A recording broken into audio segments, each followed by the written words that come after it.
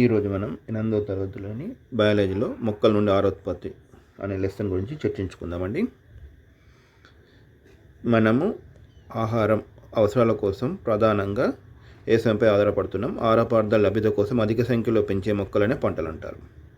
ఇది చిన్న పాయింట్ అయినా గుర్తుపెట్టుకోండి. ఆహార పదార్థాల లభ్యత కోసం అధిక సంఖ్యలో పెంచే మొక్కలను పంటలు అంటారు, వ్యవసాయం అంటారు. ఏదో రకంగా కొన్ని ఆప్షన్స్ వేరే ఇవ్వచ్చండి. దాని గురించి నెక్స్ట్, పంటలు పండించే ప్రక్రియను వ్యవసాయం అని పిలుస్తారు. ఈ రెండు పదాలు గుర్తుపెట్టుకోండి. ఆహార పదార్థాల లభ్యత కోసం అధిక సంఖ్యలో పెంచే మొక్కలను పంటలు అంటారు, పంటలు పండించే ప్రక్రియను వ్యవసాయం అని పిలుస్తారు. భారతదేశంలో వివిధ ప్రాంతాల్లో వరి, గోధుమలు, మొక్కజొన్నలు, రాగులు, పప్పుధాన్యాలు, చెరుకు, జొన్నలు, సజ్జలు, పత్తి, కొబ్బరి మరియు తేయాకు వంటి అనేక రకాల పంటలు పండిస్తారు. వివిధ ప్రదేశాల్లో ప్రధానంగా పండే పంటల జాబితాను మీరు సాంఘిక శాస్త్ర పాఠ్య పుస్తకం కానీ గ్రంథాలయం పుస్తకాల ద్వారా కానీ తెలుసుకోండి అని ఉంటారండి. పంటలు పండడానికి పట్టే కాలం, అన్ని పంటలు పండడానికి ఒకే రకమైన కాలం పట్టదండి. పట్టే కాలాన్ని బట్టి పంటలు రెండు రకాలు పెంచవచ్చు. దీని మీనింగ్ ఏంటంటే, మీరు దీర్ఘకాల పంటలు 6 నెలలని గుర్తుపెట్టుకోండి, స్వల్పకాలిక పంటలు 3 నెలలని గుర్తుపెట్టుకోండి. సింపుల్గా గుర్తుకుంటాయండి. దీర్ఘకాలిక పంటలు 6 నెలలు అంటే 6 ముళ్ళ 18 అంటే 180 రోజులు. దీనికి ఎగ్జాంపుల్స్ ఇచ్చారండి. దీర్ఘకాలిక పంటలు జొన్నలు మరియు కందులు వంటి పంటలు పండడానికి 180 రోజులు లేదా అంతకంటే ఎక్కువ కాలం పడుతుంది. మీకు ఆల్రెడీ తెలుసండి. కందులను అంతర పంటగా వేస్తారు. అంతర పంటగా వేసినప్పుడు ఒక పంట ఆల్రెడీ కాపుకు వచ్చినాక తర్వాత కందుల పంట మన చేతికి వస్తుందండి. స్వల్పకాలిక పంటలు పెసలు, మినుములు ఎగ్జాంపుల్ అండి. 100 రోజులు లేదా అంతకంటే తక్కువ కాలం పండే పంటలను స్వల్పకాలిక పంటలు అంటారు.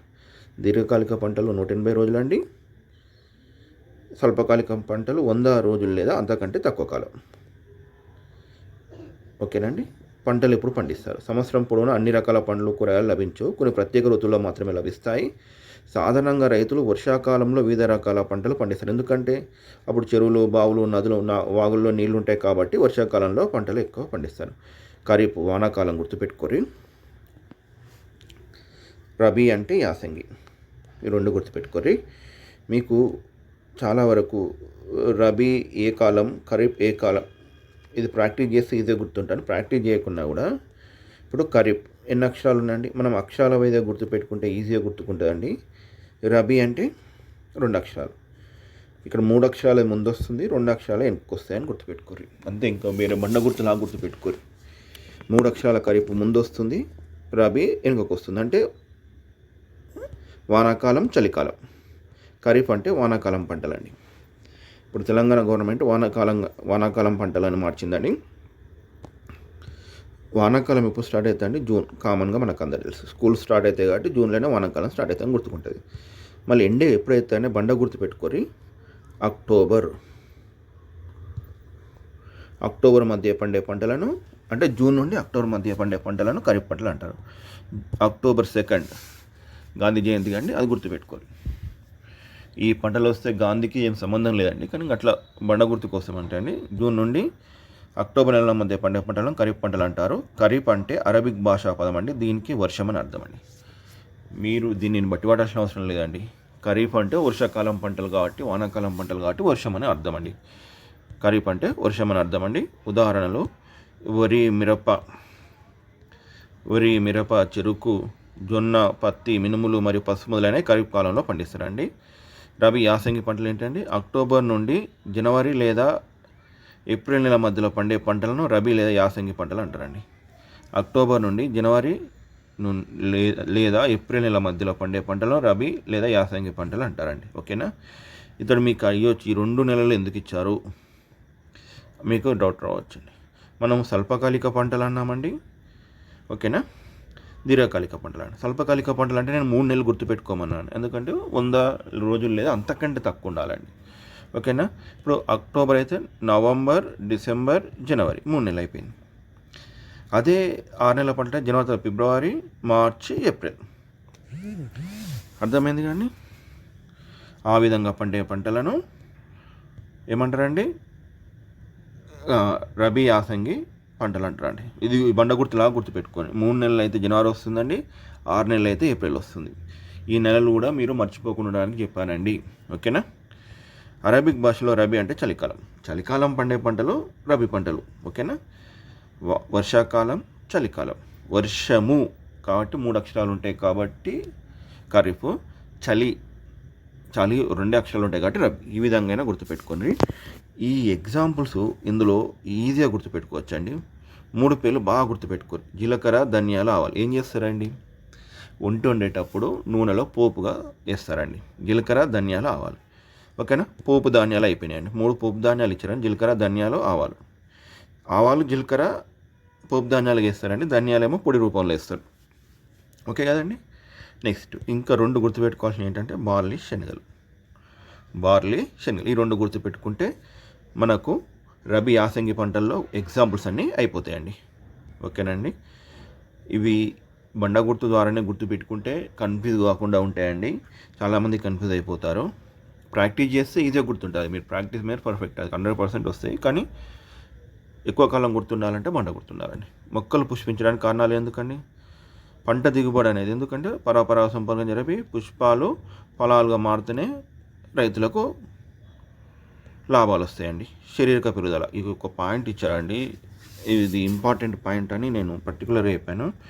మొక్కలు ఒక నిర్ణీత ఎత్తుకు పెరిగిన తర్వాతనే పుష్పిస్తాయి. ఓకేనా. ఇది పాయింట్ మనకు తెలుసు. నిర్ణీత ఎత్తుకు పెరిగిన తర్వాతనే పుష్పిస్తాయి అనే పాయింట్ తెలుసు. కానీ కొన్ని మొక్కల్లో నిర్దిష్ట సంఖ్యలో కొమ్మలు ఏర్పడినప్పుడు కానీ, నిర్దిష్ట సంఖ్యలో ఎన్ని కొమ్మలు ఏర్పడినో అన్ని కొమ్మలు ఏర్పడినప్పుడు కానీ, కాండంపై నిర్దిష్ట సంఖ్యలో కనుపులు ఏర్పడినప్పుడు కానీ పుష్పిస్తాయి.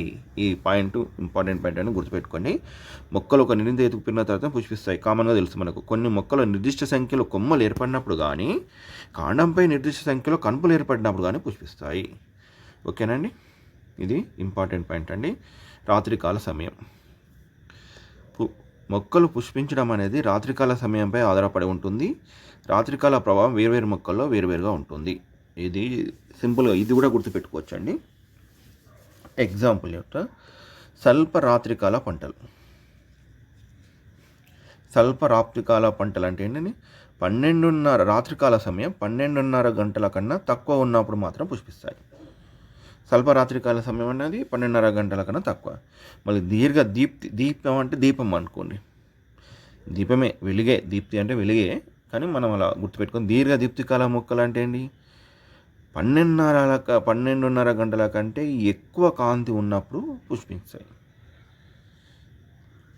12:30 గంటల కంటే ఎక్కువ కాంతి కాలం ఉన్నప్పుడు ఏమైతే దీర్ఘదీప్తి కాలం అవుతాయి.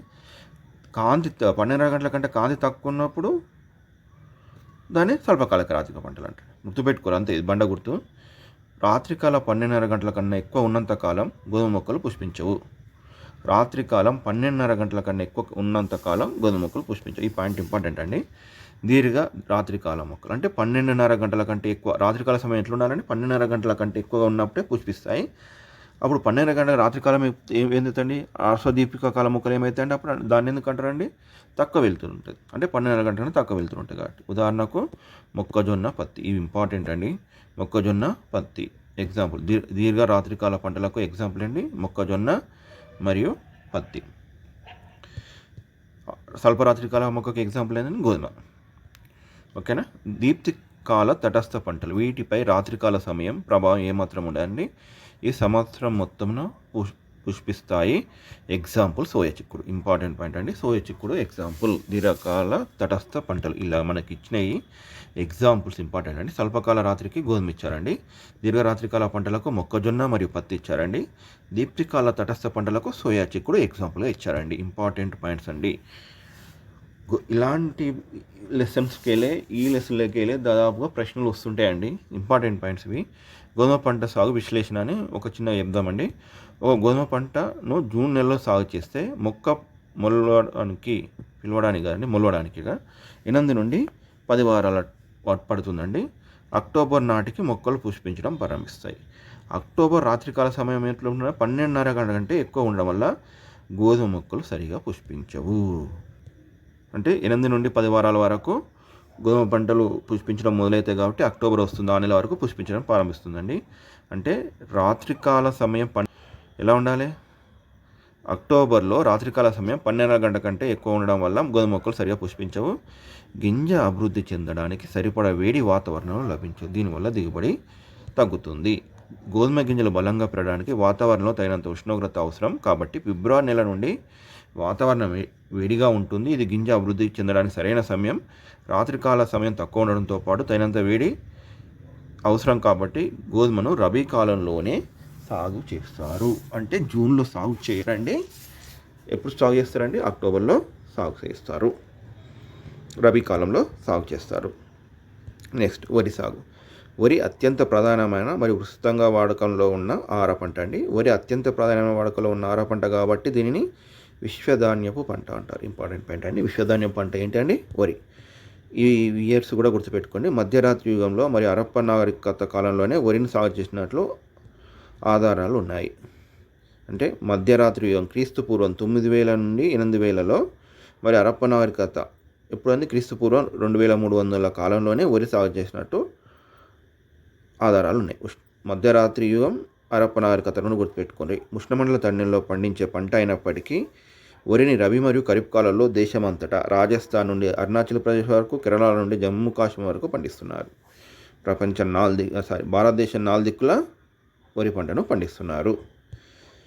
వివిధ దేశాల్లో వరి దిగుబడి వివరాలు ఒక చిన్న బాక్స్ ఇచ్చారండి. భారతదేశము వరి సాగు చేసే నేల విస్తీర్ణం 40 హెక్టార్లు, మిలియన్ హెక్టార్లు అండి. ఓకేనండి. చైనా 37 మిలియన్ హెక్టార్ల సాగు చేస్తుందండి. జపాన్ 2.5 మిలియన్ హెక్టార్ల సాగు చేస్తుంది. ఇవి గుర్తుపెట్టుకోండి. 40 గుర్తుపెట్టుకోర్రి. 37 చైనా అయినప్పుడు 3 జపాన్ కావాలి కానీ 40 కలవాలంటే, కానీ 3 కలవలే, హాఫ్ ఎగిరిపోయింది. అట్లానే గుర్తుపెట్టుకోరు. ఈ 2 కలపడానికి, కింది 2 కలపడానికి 40కి కలపడానికి 5 తక్కువైంది. అంటే 37 2.5. ఇక్కడ మొత్తం దిగుబడి మిలియన్ మెట్రిక్ టన్నుల్లో 79 మెట్రిక్ టన్నులు మాత్రమే ఉత్పత్తి అవుతుంది భారతదేశంలో. అంటే 40 హెక్టార్లు, మిలియన్ హెక్టార్లో పండించిన 79 ఉత్పత్తి అవుతుంది. 37 మిలియన్ హెక్టార్లలో 130 మెట్రిక్ టన్నులు ఉత్పత్తి అవుతుంది చైనాలో. జపాన్లో 2.5 మిలియన్ హెక్టార్లలో 16 మిలియన్ మెట్రిక్ టన్నుల వరి ధాన్యం ఉత్పత్తి దిగుబడి అవుతుంది.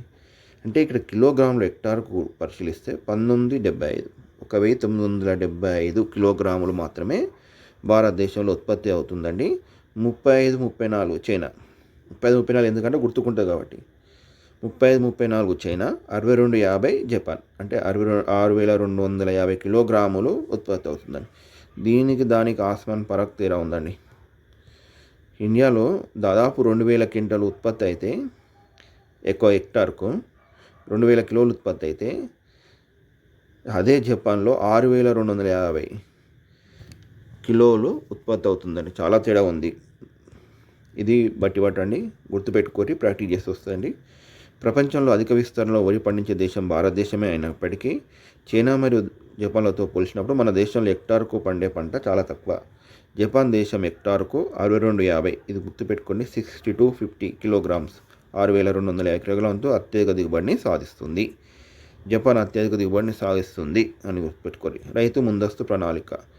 నాణ్యమైన గింజలతో అధిక దిగుబడి సాధించడానికి రైతు ఏం చేస్తారంటే నేల స్వభావం, తేమ, వర్షపాతం, ఉష్ణోగ్రత వంటి అంశాలను దృష్టిలో ఉంచుకొని ముందస్తు ప్రణాళిక తయారు చేసుకుంటారండి.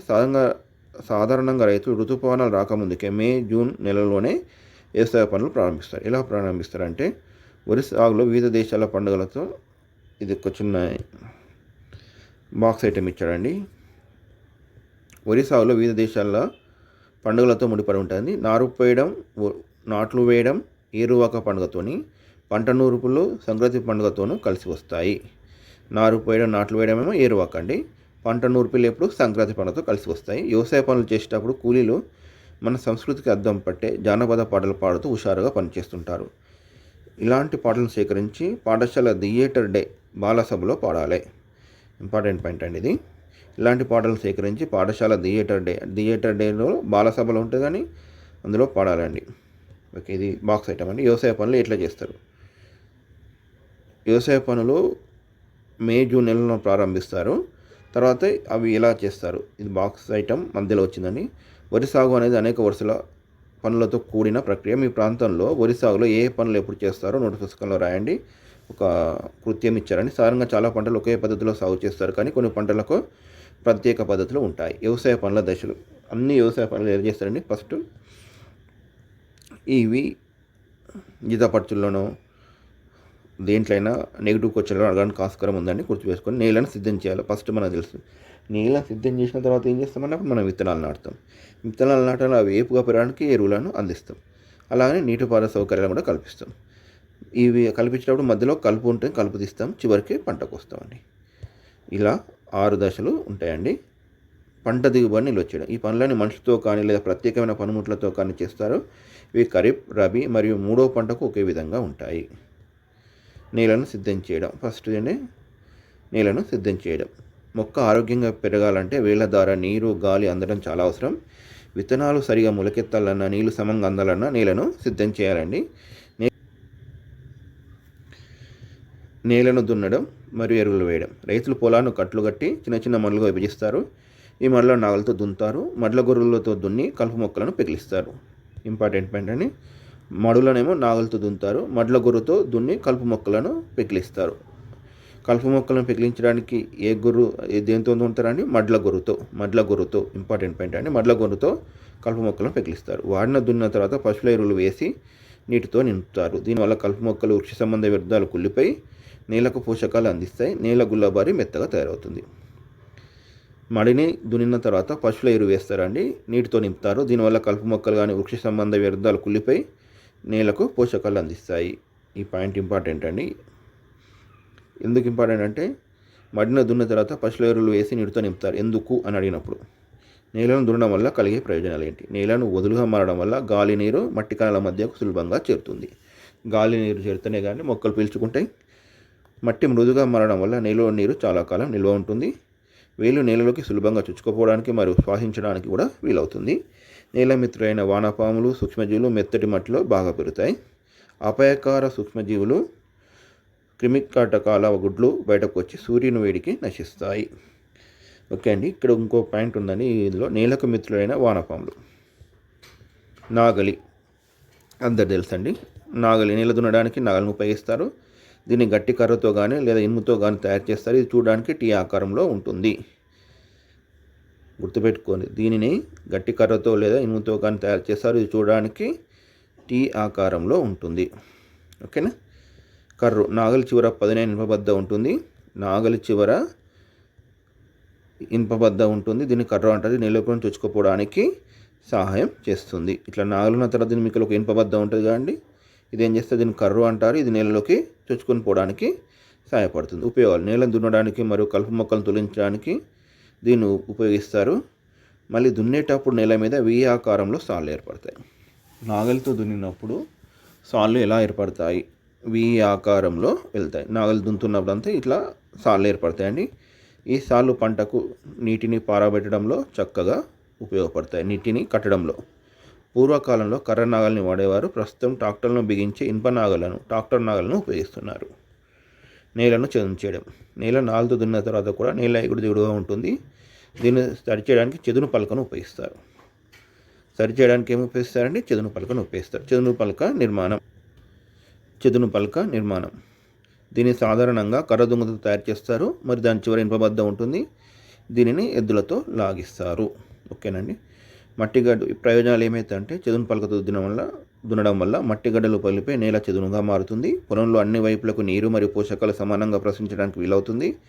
విత్తనాలు వేయడానికి లేదా నారుమొక్కలు నాటడానికి కూడా అనుకూలంగా ఉంటుంది. ఇది చదును పలక యొక్క నిర్మాణం అండి. విత్తనాలు నాటడం.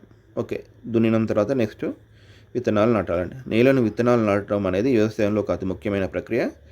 పంట దిగుబడి అనేది విత్తనాల నాణ్యతపై ఆధారపడి ఉంటుంది. కావున విత్తనాల ఎంపిక అత్యంత ముఖ్యమైన దశ.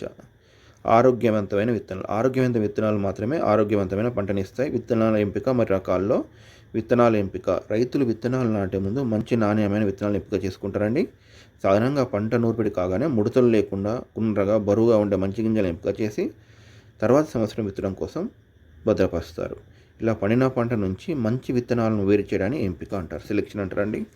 ఇంపార్టెంట్ పాయింట్ అండి. ఇలా పండిన పంట నుంచి ముడతలు లేకుండా గుండ్రంగా బరువుగా ఉండే మంచి గింజలను వేరు చేయడాన్ని ఎంపిక అంటారు. పూర్వ రోజుల్లో రైతులు రాబోయే సంవత్సరానికి విత్తనాలను స్వయంగా సేకరించి భద్రపరిచేవారు పూర్వ రోజుల్లో. మీకు తెలుసా? ఒక బాక్స్ ఇచ్చారండి. మీకు తెలుసా వరి రకాలు? ఒక బాక్స్ ఐటమ్ అండి. లిన్నేయస్ అనే శాస్త్రవేత్త వరికి ఒరేజా అని పేరు పెట్టాడు.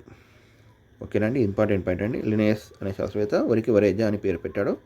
ప్రపంచవ్యాప్తంగా వరిలో కొన్ని వేల రకాల వంగడాలు అందుబాటులో ఉన్నాయి. ప్రపంచవ్యాప్తంగా వరిలో కొన్ని వేల రకాలు వంగడాలు అందుబాటులో ఉన్నాయి. అందులో ఒరేజా సటేవా ఆసియా ఖండంలో పండిస్తారు. ఒరేజా సటేవా ఆసియా ఖండంలో పండిస్తారు. ఈజీ పేరు, మనం కంటిన్యూస్ పేరు ఒరేజా సటేవా. కానీ ఇంకా 2 ఉన్నాయండి. ఆఫ్రికాలో పండించేది ఒరేజా గ్లబేరిమా. ఆఫ్రికాలో పండించేది ఒరేజా గ్లబేరిమా. ఓకేనా. అలానే అమెరికాలో పండించేది ఒరేజా పాట్యులా, గ్లూమే పాట్యులా. ఓకే అండి, ఇవన్నీ మనకు గుర్తుపెట్టుకోవడం ఈజీ అండి. ఇది 2 ఒరేజా అనేది కామన్ పేరు. గ్లబేరిమా 4 అక్షరాలు. గ్లూమే పాట్యులా ఎన్ని వచ్చినాయండి? 5 అక్షరాలు. మనము నేర్చుకుంటున్నప్పుడు ఫస్ట్ ఆసియా నేర్చుకున్నామండి. నెక్స్ట్ ఆఫ్రికా నేర్చుకుంటున్నాం. తర్వాత అమెరికా నేర్చుకుంటున్నాం.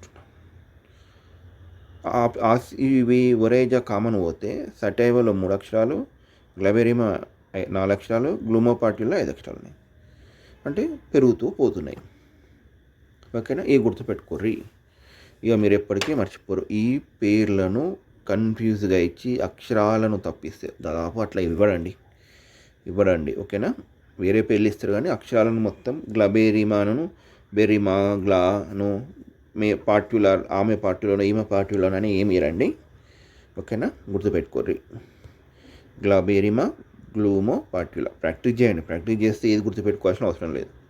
మన రాష్ట్రంలో వరి రకాలు, మన రాష్ట్రంలో పండించే హంస పేరెనిక గన్న సంప్రదాయ వరి వంగడం.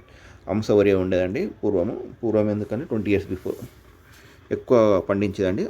ఇప్పుడు ఇంకా కొన్ని వరి రంగడాలు వచ్చాయండి. ఇవన్నీ గుర్తుపెట్టుకోండి. అమృతసారి, బంగారు తీగ, పొట్టి బాసంగి, సోనా మసూరి. ఇలా అన్ని సింపుల్ పేర్లు ఉన్నాయండి. అమృత బంగారు బాసంగితో సోనును పెళ్లి చేసుకుంది. ఓకేనా, బంగారు బాసంగి అంటే ఏంటండి? పెళ్ళయ్యేటప్పుడు తల కట్టుకునేది కదా బాసంగి. ఓకేనా, అమృతకు సోనుకి ఇద్దరు పెళ్ళి అవుతుందండి. మనం సింపుల్గా చెప్దాం. అమృత సోనుకు పెళ్ళి అవుతుందండి. ఆ పెళ్ళిలో పొట్టి బాసింగాలు, బంగారు తీగ తీసిన పొట్టి బాసింగాలు ఇద్దరు కట్టుకున్నారు. ఓకేనా. బాగా వాడుతున్న సోనా రకం బియ్యం కూడా ఎంతో ప్రసిద్ధి చెందింది. విత్తనాల ఎంపిక పట్టికనండి మీకు బుక్లో ఇచ్చారు. ఇవి పాయింట్స్ ఇవ్వరండి, మనం కనుక్కోవాలి. నీళ్ళలో విత్తనాలు వేసినప్పుడు మునిన గింజలకు తేలిన గింజలకు మధ్య గల తేడాలను ఈ క్రింది పట్టిక ద్వారా గుర్తించవచ్చు. మంచు రంగు కలిగి ఉండడం. మునిన విత్తనాలు మునుతాయండి, అవి తేలేయండి. తేలే విత్తనాలు మంచి రంగును కలిగి ఉండవు. ముడతలు గరుకుగా ఉండడం. అవి మునిగిన విత్తనాల లక్షణం. తేలిన విత్తనాలు ఏమవుతాయండి? ముడతలు పడి గరుకుగా ఉంటాయి. ఓకేనండి. గుండ్రంగా నునుపుగా ఉండడం. అవి ఏంటి అండి? మునిగే విత్తనాలు గుండ్రగా నునుపుగా ఉంటాయండి. తేలే విత్తనాలు గుండ్రగా నునుపుగా ఉండవండి. ఎక్కువ బరువు ఉండడం. మునిగే విత్తనాలు ఎక్కువ బరువు ఉంటాయండి. తేలే విత్తనాలు ఎక్కువ బరువు ఉండేయండి. తక్కువ బరువు ఉండడం ఆపోజిట్ అండి. తక్కువ బరువు ఉండేయండి. తేలే విత్తనాలు తక్కువ బరువు కలిగి ఉంటాయండి. నీళ్ళపై తేలిన విత్తనాలు తక్కువ బరువుతో ఉండడానికి కారణం ఆరోగ్యంగా లేకపోవడమే ఉంటుందండి. వరి విత్తనాలు మొలకెత్తే దశలో పట్టం 6 మీ బుక్లో ఇచ్చారండి. ఇది ప్రాథమిక వేరు, ప్రథమ శాఖ. ఓకేనా, మొదటి ఆకు, ఇది రెండో ఆకు, మూడో ఆకు వస్తుందండి. ఓకేనా, మూడో ఆకు వస్తుంది. ఇక్కడ ప్రథమ శాఖ, ఇక్కడ దీని నుంచి ప్రథమ శాఖ వస్తుందండి. ప్రథమ మూలం ఏర్పడుతుందండి. ఈ ప్రథమ మూలం నుంచి పార్శ్వవేరు ఏర్పడుతుందండి. ఆ పటంలో స్పష్టంగా లేదు కానీ మొలకెత్తున విత్తనం నుంచి ప్రథమ శాఖ వస్తుందండి. ప్రథమ శాఖ నుంచి ప్రథమ మూలం వస్తుంది. దాని నుంచి పార్శ్వవేరు వస్తుంది. కంకి తొడగడం అప్పటి వరకు అయిపోయిన తర్వాత ఏందండి? మొదటి కంకి ఫస్ట్ వస్తుందండి. ఇలా కనుపు ఉంటుందండి. ఈ మొదటి ఆకు ఇలా ఉంటుందండి. మొదటి కంకి కనుపు. ఒకసారి దాని గురించి తెలుసుకుందామండి. వరి విత్తనం మొలకెత్తే ప్రక్రియలో వివిధ దశలు ఉంటాయండి. మొలక దశ. గింజ నుండి ప్రథమ మూలం మొలక బయటకు వస్తుందండి. గింజ నుండి ప్రథమ మూలం మొలక ఫస్ట్ బయటకు వస్తుంది. వేర్లు పెరుగుదల. ప్రాథమిక వేరు, పార్శ్వవేర్లు మరియు అబ్రపు వేర్లు ఏర్పడతాయండి. ప్రాథమిక వేరు నుంచి పార్శ్వవేర్లు మరియు అబ్రపు వేర్లు ఏర్పడతాయండి. మొక్క పెరుగుదల మొదట ఆకు, రెండో ఆకు, మూడో ఆకు క్రమంగా ఏర్పడుతుంటాయి. అంటే అట్లా ఆకులు ఏర్పడుతుంటాయండి. చివరి దశలో ప్రథమ శాఖలు ఏర్పడి కణుపుల ద్వారా కంకి తొడగడం మరియు మొదటి కంకి రావడం జరుగుతుంది. అంటే పైన ఏమొస్తుందండి, ఇలా బూజులాగా వస్తుందండి. ఇక్కడ మొదటి కంకి వస్తుందండి. ఓకే అండి, ఇది ఇచ్చారండి, ఓన్లీ పటమే ఇచ్చారు. నేను కొద్దిగా ఎక్స్ప్లెనేషన్గా ఇచ్చానండి ఈ మ్యాటరు. విత్తనాల కొరత. పూర్వపు రోజుల్లో రైతులు పండించిన పంట నుండి కొన్ని గింజనాలు విత్తనాల కోసం నిల్వ చేసుకునేవారు. దాన్ని ఎంపిక అని ఇంతకుముందుకే ప్రస్తుతం మన రాష్ట్రంలో రైతులు విత్తనాల కోసం ఎక్కువ దుకాణాలపై ఆధారపడుతున్నారు. సమస్యలు ఏమొస్తాయంటే, దుకాణాలపై ఆధారపడడం వల్ల కొన్నిసార్లు సంచులు లభించే విత్తనాలు సరిగా మొలకెత్తవు, లేదా మొలకెత్తినప్పుడు తిరిగి వాటి నుండి వచ్చే గింజలు కూడా మొలకెత్తవు. విదేశీ విత్తనాలు. కొన్ని విదేశీ కంపెనీలు జన్యుపరంగా మార్పు చేసిన విత్తనాలు విక్రయిస్తున్నాయి. వీటి నుండి వచ్చే మొక్కలు ఉత్పత్తి చేసే గింజలు మరలా పంట వేసుకోవడానికి ఎట్టి పరిస్థితుల్లో పనికిరావండి. ఇంపార్టెంట్ పాయింట్ అండి. జాతీయ విత్తనాభివృద్ధి సంస్థ, ఇలాంటి national seed development corporation NSDC, national seed develop corporation. Important point అండి. వివిధ రకాల విత్తనాలు భద్రపరిచి ప్రోత్సహిస్తుంది. ఎవరండి? జాతీయ విత్తనాభివృద్ధి సంస్థ. సంప్రదాయ విత్తనాలకు అనుమవుతున్న తరుణంలో రైతు స్థాయిలో విత్తన లభ్యతలో సుస్థిరత సాధించడం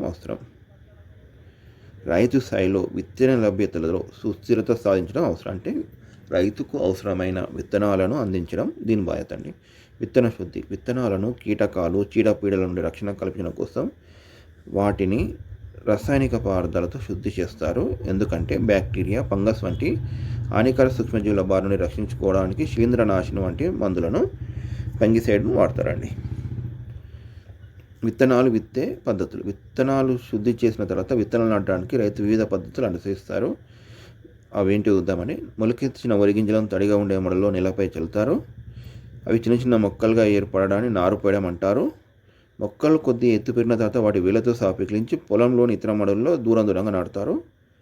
వరి సాగులో సామాన్యంగా ఇదే పద్ధతి ఉపయోగిస్తారు. మనకు రెగ్యులర్గా జరిగే ప్రాసెస్ ఇదేనండి. ఫస్ట్ ఏం చేస్తారండి, తడి మళ్ళలో నీళ్ళు చల్లుతారండి. నీళ్ళు చల్లిన తర్వాత ఈ మొలకెత్తాయి, చిన్న చిన్న మొలకలు మొలకెత్తాయి. ఆ మొలకలు కొద్దిగా దాన్ని నారు పోయడం అంటారండి. నారు పెరిగిన తర్వాత ఏం చేస్తారండి, పీకి ఇతర మళ్ళలో దూరంగా నాటుతారండి. విత్తనాలు నాటే ఇతర పద్ధతులు. మొక్కల రకాన్ని బట్టి విత్తనాలు నాటే పద్ధతులు మారుతాయి. విత్తనాలను చేతితో పొలాల్లో చల్లడాన్ని బ్రాడ్ కాస్టింగ్ అంటారు. ఇంపార్టెంట్ అండి. అంటే బ్రాడ్ కాస్టింగ్ అంటే విత్తనాలు వెదజల్లుట. విత్తనాలను చేతితో పొలంలో విత్తనాలు వెదజల్లడం అనేది మనకి ఈజీగా గుర్తుంటాయండి. తెలుగు మీడియం వాళ్ళకు బ్రాడ్ కాస్టింగ్ అంటారు. అంటే అదేదో కొత్త పదం నేర్చుకున్నట్టు అయిపోతాయండి. విత్తనాలు చేతితో పొలం చల్లడాన్ని బ్రాడ్ కాస్టింగ్ అంటారు. చేతితో నాటడం. కొన్ని రకాల గింజలు చేతితో నేలలో నాటి మట్టితో కప్పుతారు. గొర్రుతో విత్తనం గొర్రును ఉపయోగించి విత్తనాలను సమాన దూరంలో నాటుతారు. విత్తన గొర్రు. విత్తనాలు నేలలో నాటడానికి ఉపయోగించే ముఖ్యమైన పరికరం ఇదండి. నిర్మాణం పై భాగంలో గరాట్ ఆకారంలో ఒక పరికరం ఉంటుంది. పనిచేసే విధానం. రైతులు విత్తనాలను గరాట్లో పోస్తారు. ఈ గొట్టాల దారి కిందికి వచ్చి నేలలో పడుతుంటాయి. సాధారణంగా విత్తనం గొర్రుకు 3 గొట్టాలు ఉంటాయండి. కానీ మొక్కల్లో ఉండాల్సిన దూరాన్ని బట్టి 3 లేదా 6 గొట్టాలు ఉన్న గొర్రెలను కూడా ఉపయోగిస్తారు. ఓకేనా. 3 గొట్టాలు ఉంటాయి సాధారణంగా. కానీ మొక్కల మధ్య ఉండాల్సిన దూరాన్ని బట్టి 3 లేదా 6 గొట్టాలు ఉన్న గొర్రెను కూడా ఉపయోగిస్తారు. ఈ పాయింట్ గుర్తుపెట్టుకోండి. విత్తనాలు నేలలో పడగానే వాటిని మట్టితో కప్పుతూ పోతారు. ఆధునిక విత్తనం గొర్రె అండి. ప్రస్తుతం రైతులు ట్రాక్టర్ సాయంతో పనిచేసే ఆధునిక విత్తనం గొర్రెను వాడుతున్నారండి. ఒక ట్రాక్టర్ బిగించబడి ఉంటుందండి. మరి ఒకేసారి 5 లేదా 6 వరుసల విత్తనాలు వేయగలదు. దీని వెనుక ఒక ఇనుపబద్ద ఉంటుందండి. అది విత్తనం పడగానే వెంటనే మట్టితో కప్పేస్తుంది. దీనివల్ల ఏం ప్రయోజనం? తక్కువ సమయంలో సులభంగా అధిక విస్తీర్ణంలో విత్తనాలు వేయవచ్చు. నాట్లు వేసే దశ. ఓకే. మొలకల పెరుగుదల. నారుమడిలో చల్లిన గింజలు మొలకెత్తినప్పుడు వాటిని పూర్తిగా నీళ్ళల్లో మునిగి ఉండేలా నీటి సరఫరా చేయాలి. వాటి వేర్లు పూర్తిగా నీటిలో మునిగి ఉండేలా నీటిని సరఫరా చేయాలండి. పండించే వరి రకాన్ని బట్టి, ఉష్ణోగ్రత మరియు నీటి అందుబాటులో బట్టి మొక్కలను 14 నుండి 40 రోజుల వరకు నాటుకున్న దశకు వస్తాయండి. 14 రోజుల నుండి 40 రోజులకు నాటుకున్న దశకు వస్తాయి. చాలా ఇంపార్టెంట్ అండి. ఈ 40 రోజులు ఓకే. బుక్ ప్రకారం నీటిని అందుబాటులో బట్టి, ఉష్ణోగ్రత నీరు అందుబాటులో బట్టి ఈ 2 పాయింట్లు గుర్తుపెట్టుకొని 14 నుండి 40 రోజులు నాటు దశకు వస్తాయి. ఆకుల సంఖ్య ఎలా అంటే సాధారణంగా మొక్కలకు 4 నుండి 5 ఆకులు ఏర్పడినప్పుడు వాటిని వేరు చేసి నాట్లు వేయాలి. ఇది ఇంకా ఇంపార్టెంట్ పాయింట్ అండి. 4 నుండి 5 ఆకులు ఏర్పడినప్పుడు 4 నుండి 5 ఆకులు ఏర్పడినప్పుడు వాటిని వేరు చేసి నాట్లు వేయాలి. పొలం సిద్ధం చేయడం. ఈ లోపల పొలంలోని మిగిలిన మడులను దున్ని చదును చేసి ఎరువును చల్లుతారు. నారు మొక్కలను నాటడం. నారుమడిలోని మొక్కలు నిర్ణీత ఎత్తు పెరిగిన తర్వాత వాటిని వేళ్లతో వేరుపరిచి కట్టలు కడతారు. నారుమడిలోని మొక్కలను నిర్ణీత ఎత్తు పెరిగిన తర్వాత వాటిని వేళ్లతో వేరుపరిచి కట్టలు కడతారండి. నారు కొనుగోలు. కొంతమంది రైతులు ఇతర రైతుల నుండి ఈ నారు కట్టలను కొనుక్కొని తమ పొలంలో నాట్లు వేస్తారు. నాట్లు వేయడం. నారు మొక్కలు పొలంలో అన్ని మడులు నిర్ణీత దూరంలో ఉండేలా నాటుతారు. దీన్నే నాట్లు వేయడం అంటారు. ఓకేనండి, జనరల్ పాయింట్స్ ఏనండి. శ్రీవరి సాగు. శ్రీవరి రకం. ఇది శ్రీ అంటే అర్థం ఏంటిది అడగొచ్చు అండి. ఫుల్ ఫామ్ అడగొచ్చు. System of rice intensification. System of rice intensification. ఓకేనా. రకం వరి సాగులో మొక్కకు మధ్య చాలా దూరం ఉండడం అవసరం. ఓకేనండి, అంతే. ఇవి చాలా దూరం అంటే దీన్ని శ్రీవరి సాగుని ఎట్లా సాగు చేస్తారంటే మొక్కకు చాలా దూరం ఉంటుంది. ఎరువులను వేయడం, మన కీటకనాశులను చల్లడం. వరి నాశించే కీటకాలు, రసం పీల్చే పురుగులు, కీటకాలు, వాటి లార్వాలు, గుల్లబామలు మరియు ఎపిడ్స్ వరి పంటను నాశనం చేస్తాయి. ఇవేమి నాశనం చేస్తాయండి? రసం పీల్చే పురుగులు, కీటకాలు, వాటి లార్వాలు, గుల్లబామలు మరియు ఎపిడ్స్ వాటి పంటను నాశనం చేస్తాయి. కీటకాల వల్ల కలిగే నష్టం. కొన్ని కీటకాలు ఆకులను తింటాయి. ఏం చేస్తాయండి? కొన్ని కీటకాలు ఆకులు తింటాయి. కొన్ని కీటకాలు కాండం మరియు వేళ్లకు రంధ్రాలు చేస్తాయి. కాండం వేళ్లకు రంధ్రాలు చేస్తాయి. మరికొన్ని కీటకాలు ఆకులు, కాండం లేదా లేత గింజల నుండి రసాన్ని పీల్చేస్తాయి. రసం పీల్స్తాయండి, రంధ్రాలు చేస్తాయండి, లేదా ఆకును మొత్తం తింటాయండి. నివారణ. ఈ క్రిమి కీటకాలను అదుపు చేయడానికి రైతులు క్రిమి సంహారక మందులను చల్లుతారు లేదా పిచికారీ చేస్తారు.